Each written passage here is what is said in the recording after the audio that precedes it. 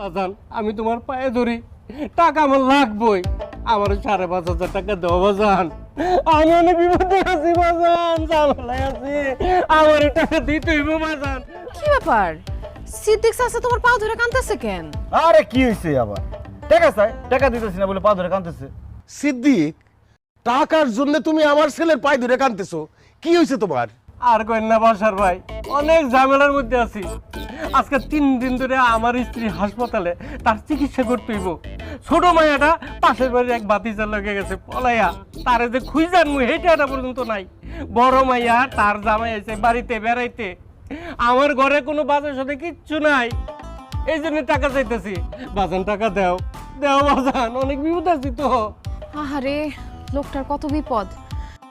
এই উনি যেহেতু এত করে তোমার কাছে 5,500 টাকা ধার চাইতেছে, তারে 5,500 টাকা ধার দাও, সে পরে ফেরত দিয়ে দিব। বৌমা, এটা তুমি কেমন কথা কইরা? ধার কি লেগে নিমু আমি? আমার কাছ থেকে সে 5,000 টাকা ধার নিছে, সুদে আসলে 5,500 টাকা হয়েছে। আমার পাওনা টাকায় আমি তার কাছে ফেরত চাইতেছি। কি বলেন সিদ্দিক ভাই, আপনি আমার পোলার হাতে পা ধরে আপনার পাওনা টাকা চাইতেছেন, আর পাওনা টাকা চাইতে এসে আপনি আপনার এত সমস্যার কথা বলতেছেন কেন? কি কোন ভাবি কন, এই দেশে টাকা ধার দেওয়ার সময় অন্যের দুঃখের কথা শুনতে হয়, আবার সেই টাকা ফেরত চাওয়ার সময় নিজের দুঃখের কথা শুনাইতে হয়। এই জন্য আপনার পোলারে আমার দুঃখের কথা শুনাইতেছি।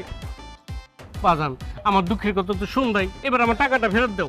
আমি কি টাকার মেশিন যে বললেন আর টাকা ছাপাই ছাপাই আপনার দিলাম?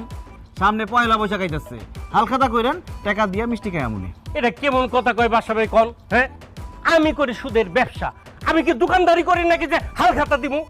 এখনো আমার টাকা যদি ফেরত না দাও, তাহলে কিন্তু তোমার বাপ মা তুইলা গালি গালাজ করবো। ঠিক আছে, গালি দেন, যা খুশি তাই করেন, টাকা আমি দিতে পারুম না। এই তুমি কি মানুষ নাকি পাষাণ? হেরতে টাকা নিছো, হের টাকা আরে ফেরত দাও, নাইলে কিন্তু তোমার লগে আমি সংসার করুম না, সংসার ছাইরা চলে যাবো। তুমি সংসার ছেড়ে চলে গেলে আমি আরেকটা বিয়ে করব, তোর টাকা দিতে পারুম না। লিটন, ফালতু কথা কবিতা কিন্তু। তুই যদি একবারে না দিতে পারোস, ভাঙ্গা ভাঙ্গা দে। এখন 3,000 দে, পরে আবার 2,500 টাকা দিয়ে দিবি। মানুষের টাকা নিয়া আটকায় রাখতে নাই, দিয়ে দিতে হয়। হ বাবা, তোর সিদ্দিক চাচা বিপদে পড়ছে, তার পাওনা টাকাটা দিয়া দি বাবা। ঠিক আছে মা, তুমি যেহেতু কইছো তোমার কথা তো আর ফেলতে পারি না। সিদ্দিক কাকা, সুদে আসলে কত হয়েছে আপনার টাকা?